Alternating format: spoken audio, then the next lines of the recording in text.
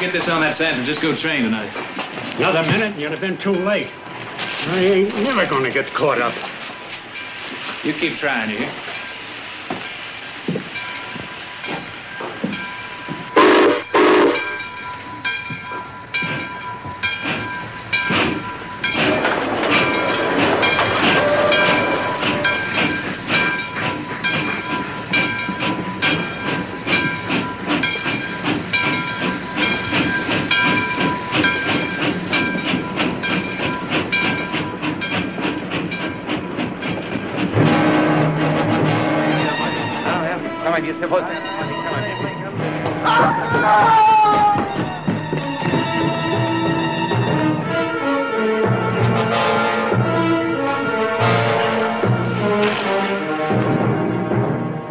Colonel Ashby.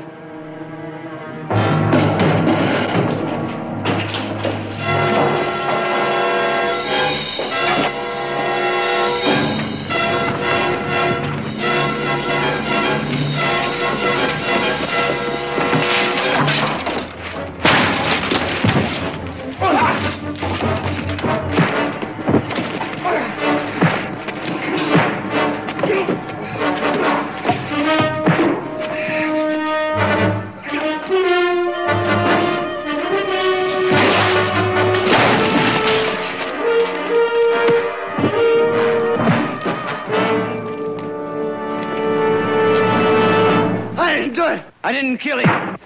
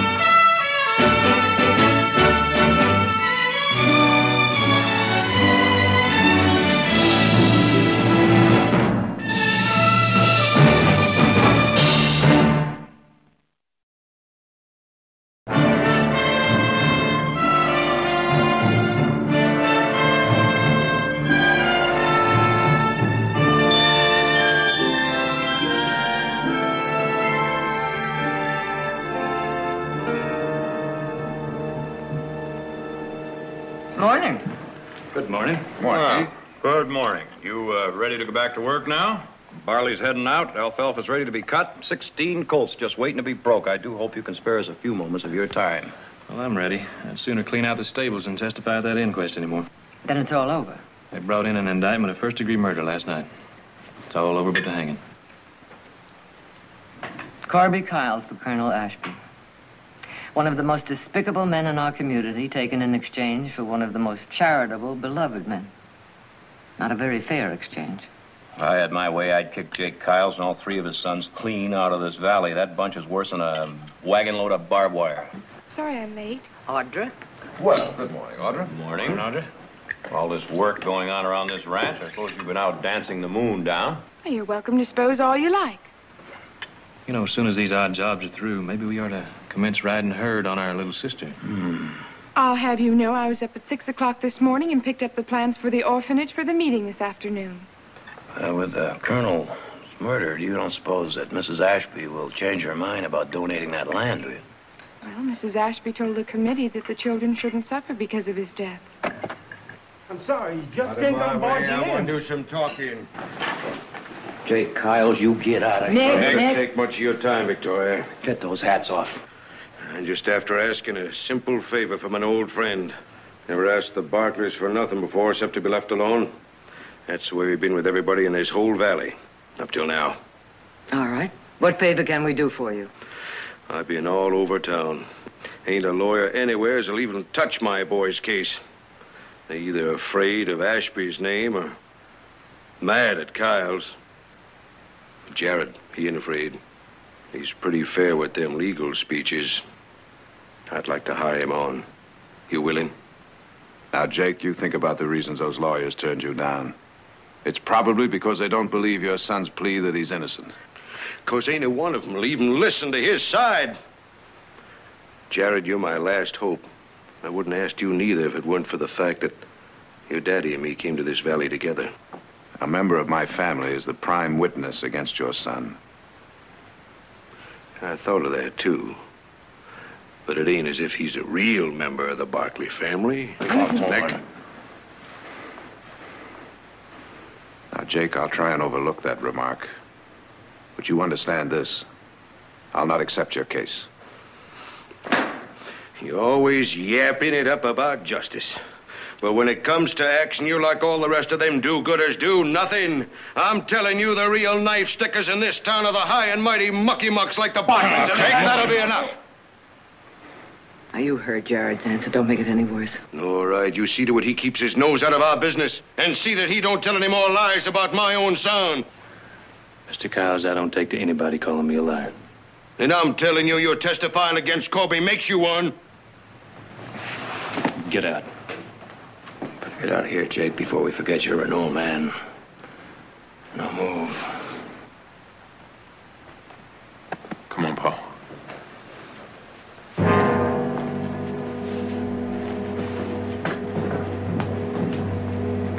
All right, let's finish breakfast.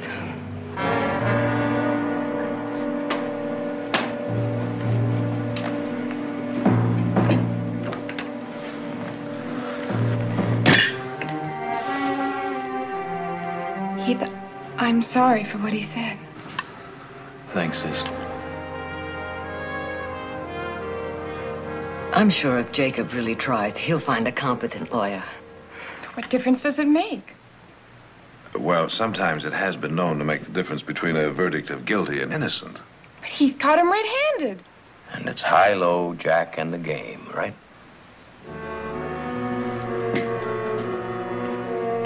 Right.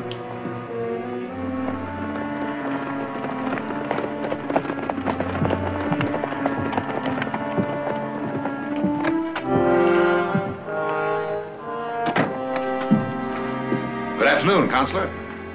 Jared. Clem, how are you? Fine. Good to see you. Say, I owe your brother Heath a drink for testifying at the inquest. He's a prosecutor's dream. Thank you, sir. Would appear so, but, you know, too bad it cost an Ashby to get rid of a Kyles. Tell me, Clem, is it true that Jacob Kyles can't get anyone to defend his son? Oh, I hear tell he's been asking around. But unless Corby decides to change his plea to guilty, I don't think he's going to have much luck. Why are you asking? Oh, it's just that he finally got around to asking me. Oh.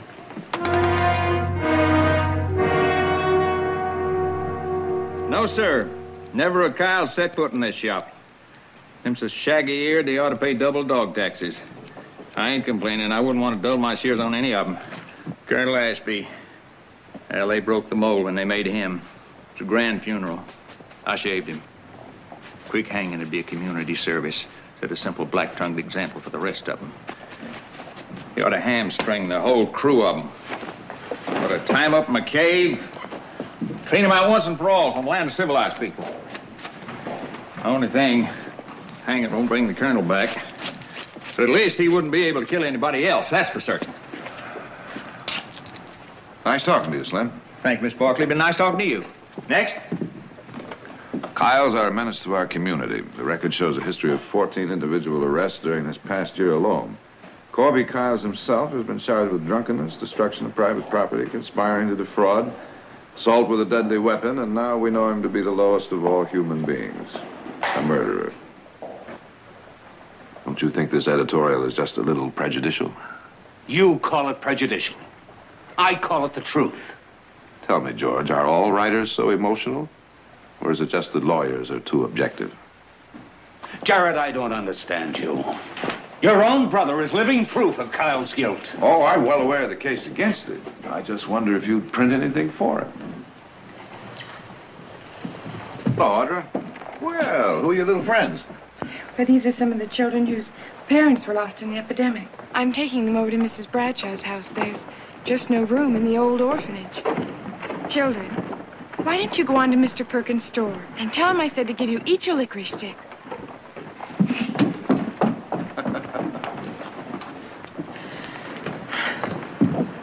Jared? Hmm?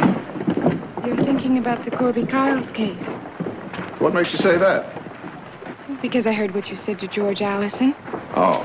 Well, I just don't like it when a newspaper condemns a man before he's even been tried. After all, it might be one of my clients sometime. You're not thinking of changing your mind and taking the case. The last thing in this world I want to do is defend Corby Kyles. Anyway, that's nothing for you to be worried about. Yes, it is. How do you think Mrs. Ashby's going to feel about being associated in the orphanage with us if you defend the man who murdered her husband? Now, Audra, Corby Kyles might be guilty, but... Might be guilty? He saw him do it. That's proof enough. Jared, you've got to promise me you won't take the case. I'm sorry, honey. I can't make you that promise.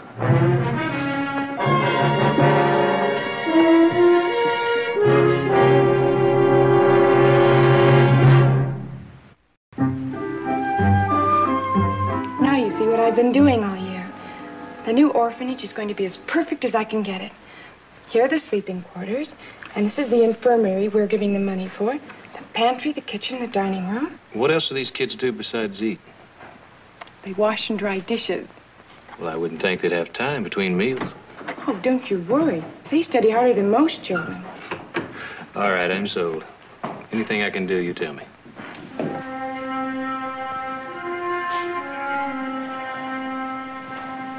Excuse me, sis.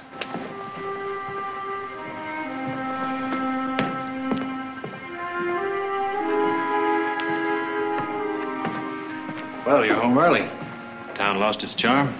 No, sounds fine. Well, Audra seems to think you're going to commence a war against her. Audra jumps to conclusions. Jared, if you knew a man was guilty, would you defend him? Only to save his life by pleading for mercy. Especially if there were extenuating circumstances. But if he claims he's innocent? Well, that would depend on whether I could believe him or not. Do you believe Corby Kyles killed Colonel Ashby?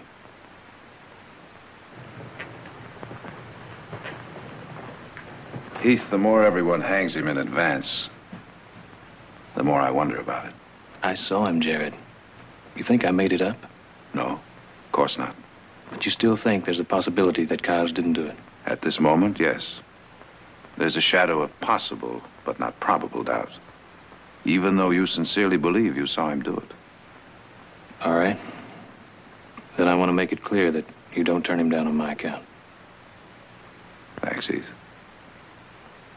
But that's the cart before the horse. I haven't even talked to the party in question yet.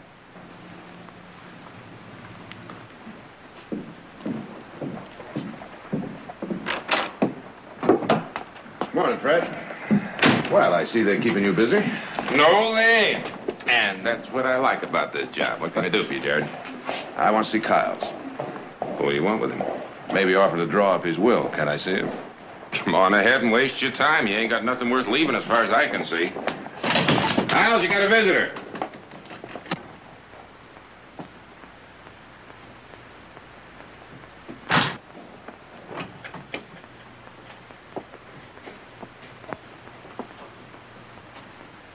Well, looky here. A high and mighty Barkley has come to lord it over a poor old Kyles. Well, I didn't bow for your brother, and I ain't gonna bow for you, and I ain't gonna bow for nobody else in this coyote town. And I'll tell you something else, mister. I'm gonna gnaw your hanging rope into, and I'm gonna come and get you. And your brother, and that stinking sheriff, and everybody else that's a-crowing over me right now. You refuse to testify at the inquest. Does that mean you're going to plead guilty? I mean, what difference does it make? I ain't got no lawyer to prove otherwise. All right, Corby. Did you do it?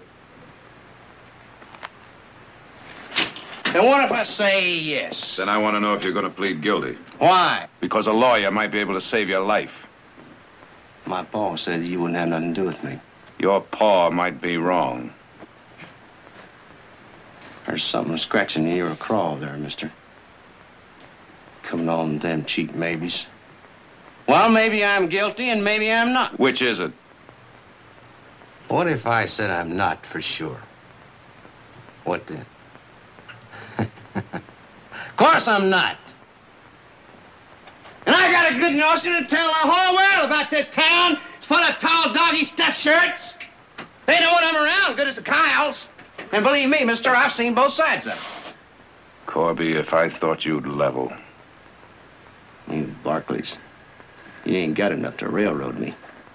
So you come here to shut me up, huh? I came down here to consider your case. Now, if you don't want even that, then at least I've satisfied my conscience that I tried. Well, hold on a minute. Keep shirt on. I mean, hog, dog, or devil, I got to have me a lawyer.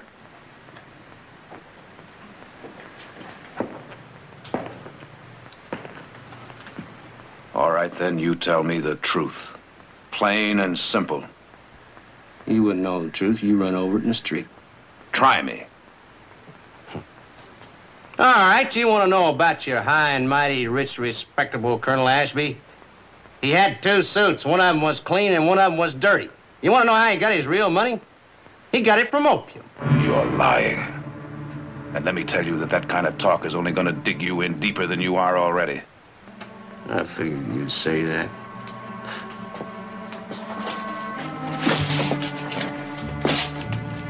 Colonel Ashby was the middleman for the whole of Central California. All I did was carry the stuff to the buyers like the Ipsu Tong. And that's what was going on back there in that alley. It was the payoff from the head Chinaman. It was one of them Chinamans that killed him, not me. Can you identify that Chinaman?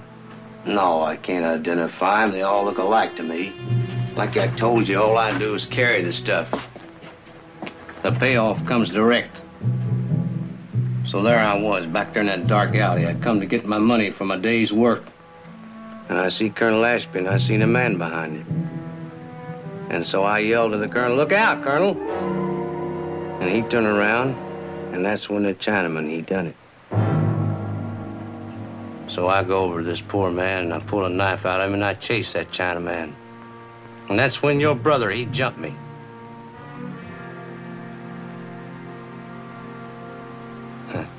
Oh, what's the difference? You ain't gonna believe me, 'cause I ain't nothing but a Kyles. There's one difference. If your story is true, it will ruin the reputation of one of the most respected men in this state. Well, that's his fault, not mine. My brother testified that he saw you stab Colonel Ashby. And I told you I didn't do it. He's seen a Chinaman, not me. And I swear that on my mother's grave.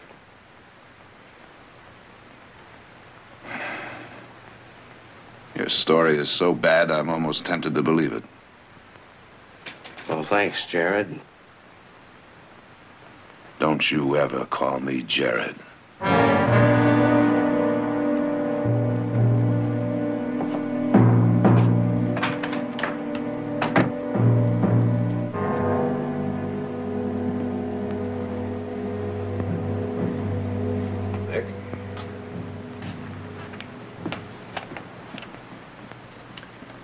Is it true? What? You're going to defend Kyles? No, but it's true I'm thinking about it. You're going to think yourself right into a hole, brother. The more you think, the deeper you're going to get. No, Nick, I'd say it's more like treading water. Looking for a bottom that should be there, but isn't. Well, I just don't see feeling sorry for Kyles. They came here with the same chances our parents did. The same kind of land, and enough land to keep 3 boys out of the trouble that they're always in. Look, why don't you give some of that good advice about how to run their place to them? Because it's none of my business giving advice to people that don't want it. Jared, how long has it been since you've been out to Kyle's place? A long time. Why? Well, why don't you take a ride out there? Maybe you can find that bottom you're looking for.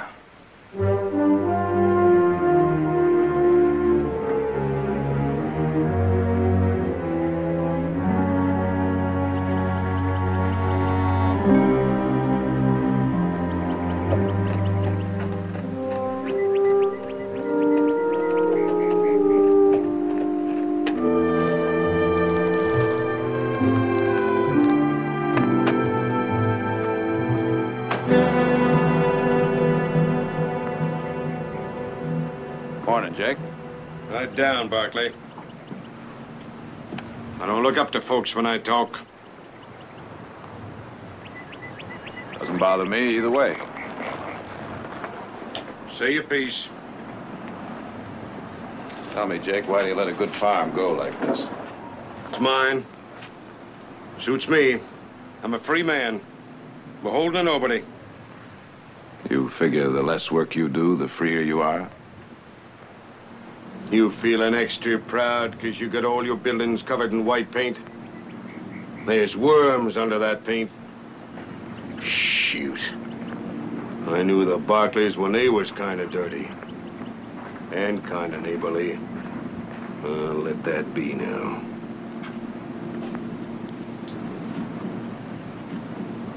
Morning, boys. But you didn't come all the way over here just to insult me. Maybe you came over to tell me your so-called brother decided against testifying. No, I'm afraid not, Jake. I just came over here to see if you're having any better luck getting a lawyer for Corby. None. You all are the same stripe.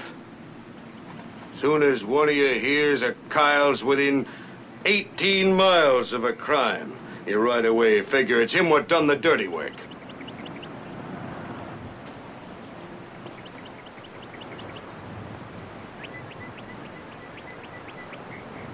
Well, what would you say if they were within just a few feet, Jake? All right, boys, I want those silver conchas in my hand right now. You got them conchas, Emmett? No, Pa, I ain't got him. We was just standing here admiring his horse and saddle. Hey, there you go, accusing my boys. Well, now, suppose we take it on the evidence, Jake. Those silver conchas were on that saddle when I rode in here. Now they're gone. Well, that don't prove nothing. Hand them over. Get away from me. Let go! Let go of me! I didn't do it! I didn't do it!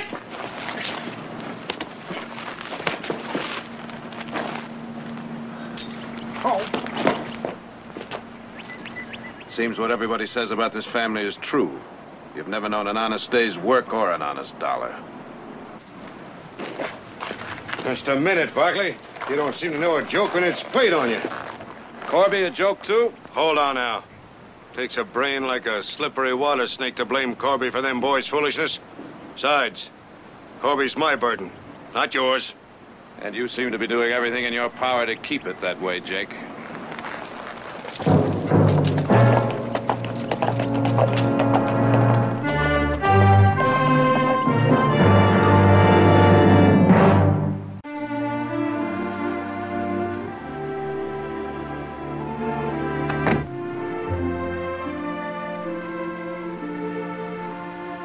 You know, I think I'd recognize that perfume in the middle of a desert sandstorm.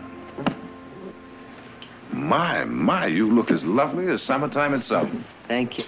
What brings you to town?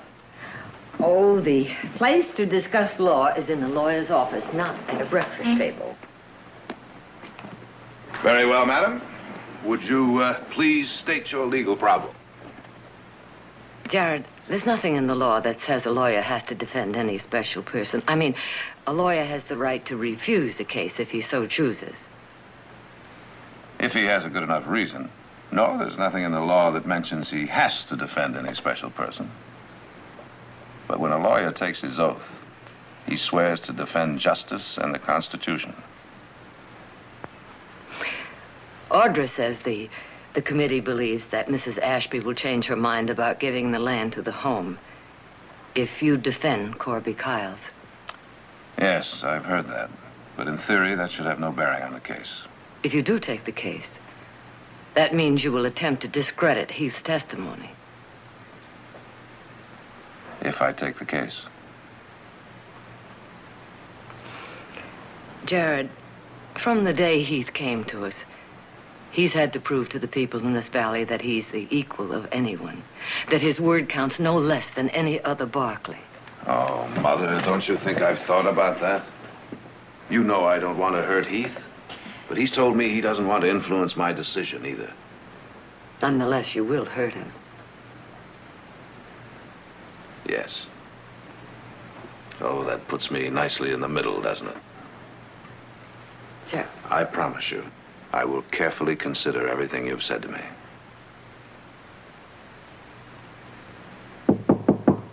Sorry to interrupt, but I think you'd like to know that the judge requested Matt Cooper to defend Kyles, and Cooper agreed. Are you sure of that? Yes, sir. Well, amen to that problem. The usual tempest in the teapot, hmm? I'll see you at dinner. Well, I must say I admire your courage, Matt. Well, thank you, Mr. Barkley, but I'm not really sticking my neck out. You see, the judge promised to send a personal note to Mrs. Ashby explaining the court's position in having to assign a lawyer when the defendant couldn't get one, and my obligation to accept the assignment. Still, you could have found an excuse to get out of it. Well, since the judge protected my future, I was glad to get a chance at the experience. Well, I admire your honesty. Good luck, Matt. Mr. Barkley, losing this case, do you think that can hurt my career? Not if you do a good job. What makes you think you're going to lose it before you've even begun your preparation? Well, I talked to Kyles. He's guilty. You can see it in his eyes. He's a killer.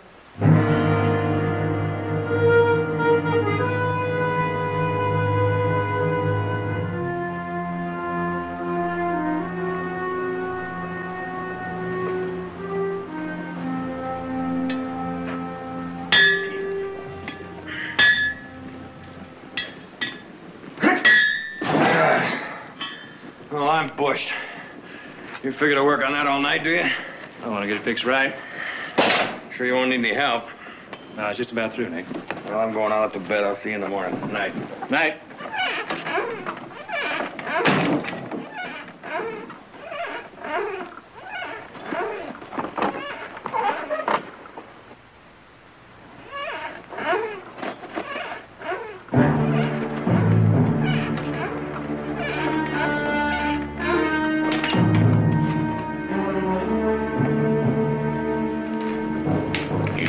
Right there, boy. I'd just as soon blast you down as look at you.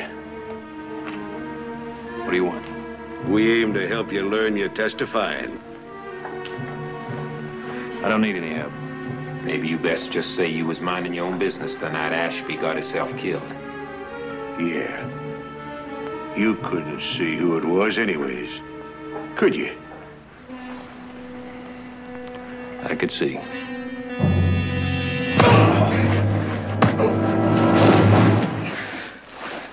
Just don't you tie in Corby Kyles with no knife, no alley, no killing. I caught Corby red-handed. You're wrong, mister. Maybe dead wrong. You don't want to get your family into trouble, do you? If it takes burning out that fancy house or if it needs killing cows, it'll be done. And that prissy sister of yours, she could easily end up on a boat to China, and it's a long, long way back.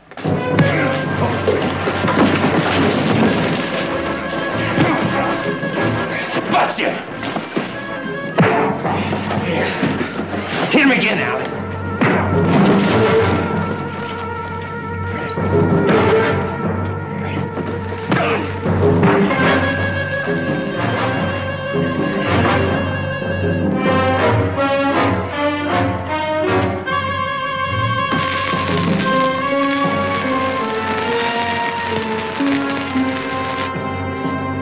You better listen now. Get it right. You testify the wrong way, and we'll come back and put this brand so it'll mark you for life.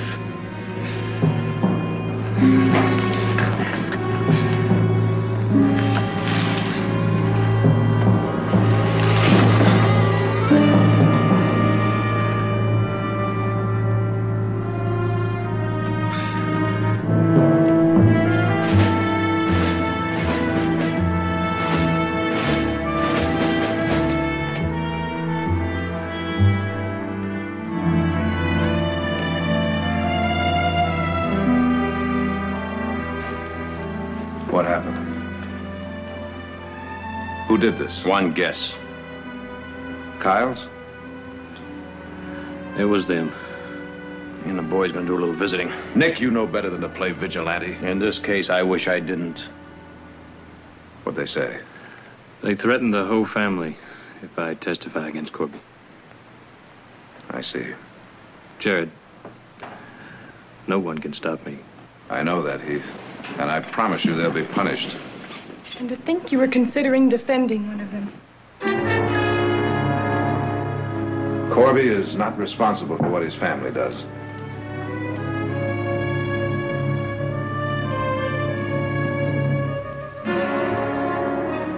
I'm taking the case. You can't. No. I thought Matt Cooper... He was. But what chance does a man have when his own lawyer is convinced he's guilty?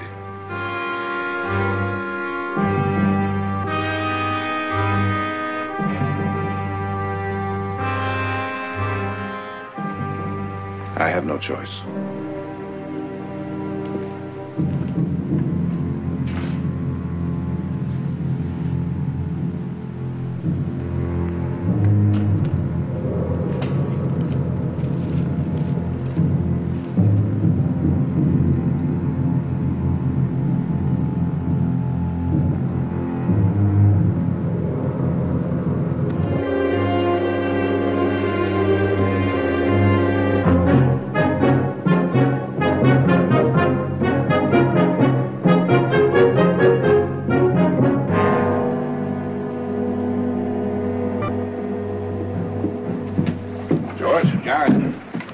Tell me why one of our leading lawyers has taken it upon himself to go against the best interests of the town, his family, and himself? Well, now, George, I'm happy to learn you're still talking to me. After some of your recent editorials, I was beginning to wonder. Or is it maybe, now that you've gone over all the evidence firsthand, you're going to advise your client to plead guilty tomorrow? Maybe.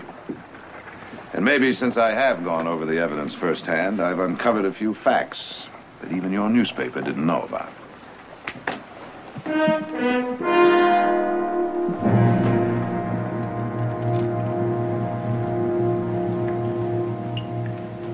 Here's to success. And the harvest. Yeah. Audrey, you look lovely. Thank you. Well, now, Audra, I've been in the county seat and a good many other places, but that's the first time I've ever seen a dress like that. Sort of resembles that new filly, except you can see more brisket than fetlock. Yeah. I do believe it's one of those new horse blankets just came out this year. You've heard about it, Mother. It's supposed to be good for circulation. Oh, hush up, you farmers. You wouldn't know a fancy dress from a sassafras patch. Come on, let's have dinner. Yeah.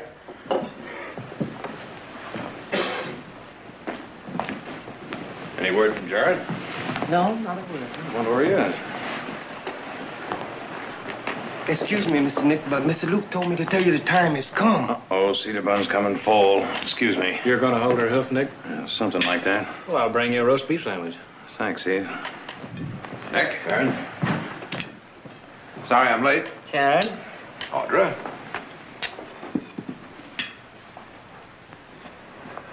Heath. Okay.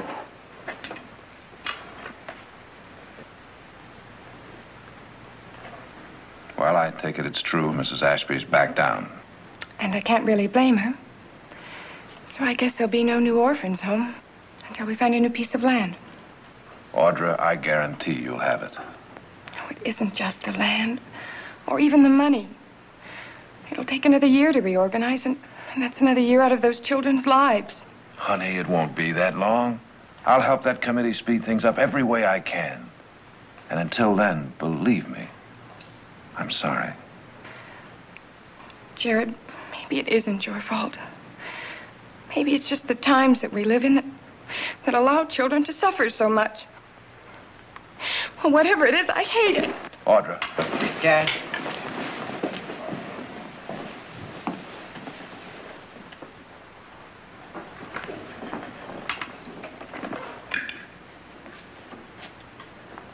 Needless to say, I'll be glad when this trial is over. You think you got a chance, Jane? Good one, based on what I've got. Only I've heard that Green has a surprise witness. That worries me. And I don't?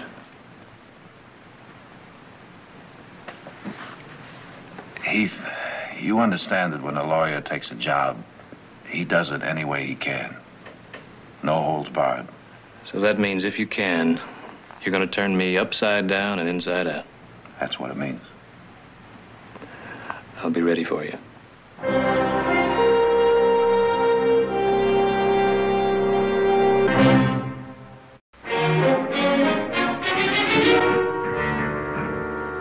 Your Honor, I intend to prove beyond the shadow of a doubt that Colonel Ashby could only have received the fatal wound in the hand of the defendant.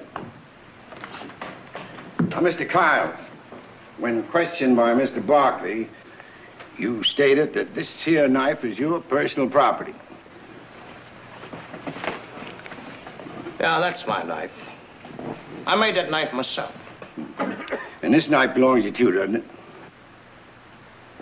I told you that that's the knife I pulled out of Colonel Ashby's stomach before I chased the Chinaman that stabbed him.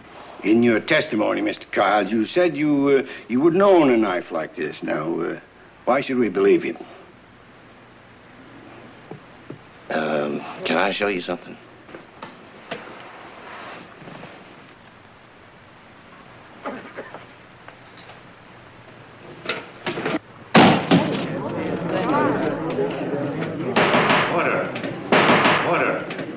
Order in this courtroom. Now, do you think I'd own an off-breed toad sticker like that thing there? I want no more such demonstration in this courtroom, Mr. Kiles. Satisfy yourself with answering the questions. Well, yes, sir, Judge. I'll answer them. That'll be all, Mr. Kiles. Witness dismissed. I'll call your next witness, Mr. Barkley. Your Honor, I'd like to call Mr. Asa Harmon to the stand, please. Mr. Harmon, would you state your occupation, please? I'm a special detective employed by Senator Harrison's investigating committee. And how long have you been so involved? Just a little over 6 months. What is the purpose of your investigation? Legislative restrictions on the importation and sale of harmful drugs. All right, Mr. Harmon, would you tell us, please, what you know of the connection between Colonel Ashby and Corby Kiles? Kiles worked for Colonel Ashby. Colonel Ashby was a member of a ring distributing opium to tongs here and in San Francisco. Order in this court. Continue, Mr. Barkley. Mr. Harmon, are you saying that Colonel Ashby, a man of spotless reputation, was involved in the narcotics traffic? Now, he was more than just involved. Colonel Ashby was one of the prime movers. And according to your information, how long was he involved in this trade? Objection! You'll not make murder any less repugnant by maligning and slandering the good name of the victim, who's not here to defend himself. Your Honor, I am merely trying to establish the victim's true occupation in order to show that there might be others with stronger motives to have committed this crime. Now, I deeply regret bringing out this sordid background. However, I am sworn to defend my client by all possible means. Objection overruled. Please answer the question, Mr. Harmon. How long was he so involved? We have records showing that Colonel Ashby has been involved in the narcotics trade for over a period of 20 years. Then it is credible to believe that he may have made an arrangement to meet somebody else, possibly a member of the Tong, in the alley that night. Yes, sir, I would say so. Now, Mr. Harmon, would you tell us, please, what you've been able to find out about the narcotics traffic and how it operates? Yes, sir. Stuff is imported into this country, diluted, repackaged, and then distributed to various cities and communities. The original investment pays off at about 1,000% profit. The addict becomes a virtual slave to his supplier. Congress is presently working on legislation which will make the public sale of harmful drugs illegal. You tell him, Father, you tell him. Order.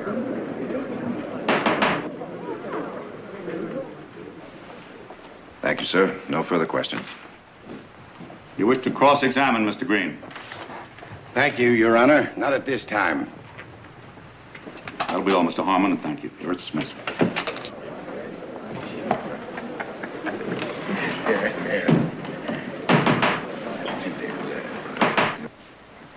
Are you ready to call your next witness, Mr. Barkley? I am, Your Honor. I would like to recall Mr. Heath Barkley to the stand. Court recalls Mr. Heath Barclay to the witness stand.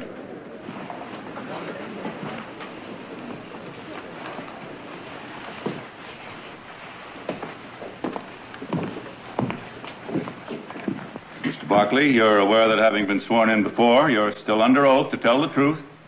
Yes, sir. Be seated.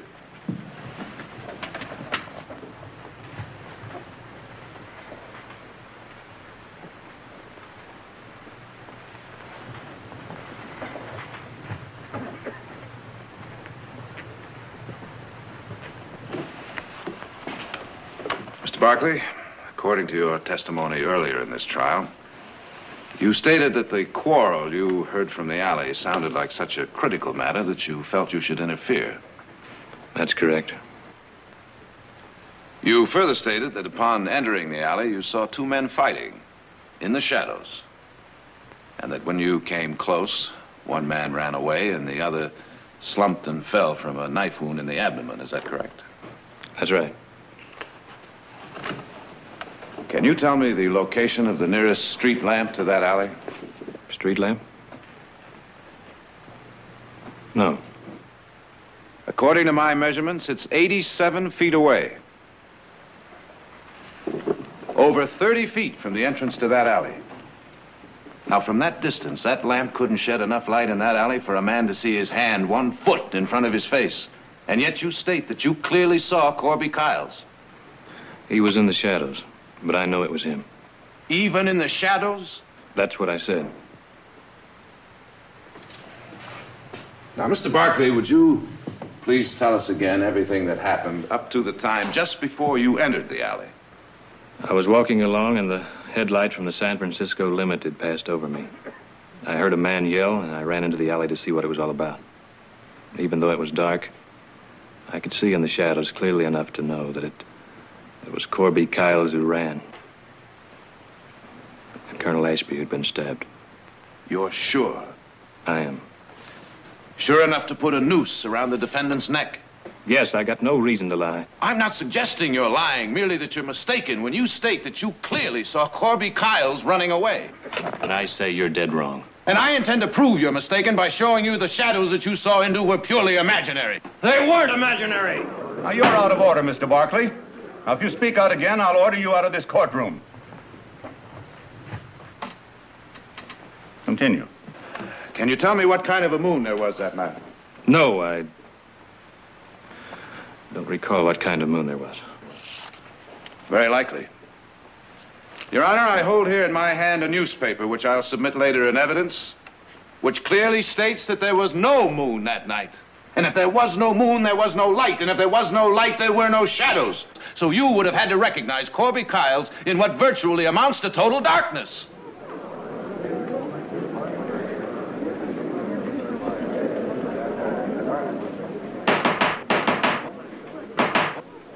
Now, I submit to you that this is really what happened. From the sounds you heard in the alley, it was clear to you that somebody had stabbed Colonel Ashby and run away. Now, you chased after that man in the total darkness, and you stumbled on Corby Kiles. And putting his reputation together with what had happened in the alley, you assumed that it was Corby who had done the stabbing. Now, having assumed that much, your imagination took you one step further. It led you to believe that you saw more in that dark alley than it was humanly possible to see. Now, I'm going to ask you one more time. Are you absolutely sure it was Corby Kiles you saw and that it could not have been somebody else?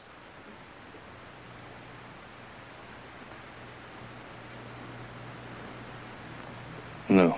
I guess I'm not sure after all.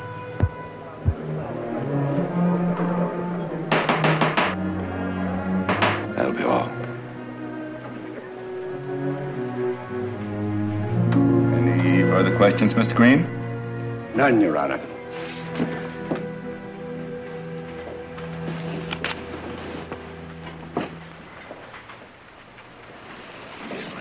I guess they're going to have to let me go, right? Your chances look pretty good. Your Honor, I would like to call one more witness at this time. Mr. Henry Bingham. Mr. Bingham, you're a train engineer in the Northern Division, is that right? Yes, sir. Now, where were you this month? On the night of the 15th at 11:30 p.m. I was just heading number 9 out for San Francisco. I was a couple of minutes late. Did you know Colonel Ashby? I'd seen him up and down the line for years. Now, Mr. Bingham, would you please tell the court in your own words exactly what you saw that night as your train left the station? Yes, sir. I just cleared the last switch and was watching ahead. And straight into the light of my engine, I seen these 2 men fighting in the alley. Well, now, how long did the light from your engine shine on the fight? Couldn't say for certain, but it was long enough to see them both clear. Well, go on, Mr. Bingham. Tell us, who did you see? The one that was well-dressed I recognized right off as Colonel Ashby. The other one I recognized at the same time. What was the other man wearing? Farmhand dress is the best I can tell you. Well, now, Mr. Bingham, I can readily understand how you might have recognized Colonel Ashby right off, but how can you be so sure of this other man? I saw his face real clear, and I'd know his face from any other in a second. Oh, well, now, why is that? I'd seen him many times hanging around the station when I was changing trains. Never knew his name, but I'd never forget his face. Mr. Bingham, why is it taking you so long to come back here to testify? When I read about Heath Barkley catching him red-handed, why, I figured it was cut and dried, without my having to come down here to say my piece. Then I read about the trial going on, and I sent the telegram. Could you make him shut up? Could you make him shut up? Mr. Bingham, about the man you saw that night fighting with Colonel Ashby in the alley. Is he here in the courtroom? He is. Would you point him out, please? I'll kill him. I swear to you, I want to kill him. That's him. The man you call Corby Kyles. He didn't do it. He didn't.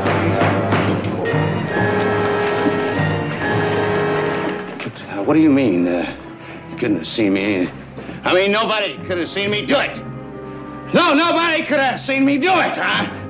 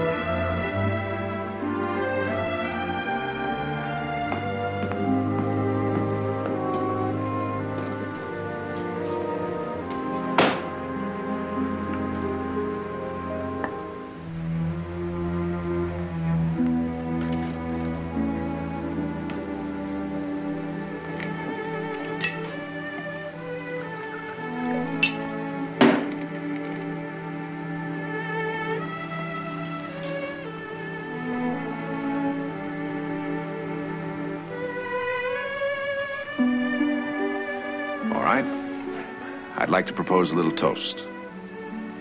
Here's to Big Brother, who it seems is capable of making one of the biggest mistakes possible. Audrey, do you know what mistake he's talking about? No, I don't. Maybe you know, Nick. Beats me. Mother, do you know what mistake Jared's talking about? I haven't the faintest idea. Well, Jared, how about dinner? Dinner? Well, it's almost 10 o'clock. You mean you haven't eaten yet? My family's not about to have dinner tonight without you.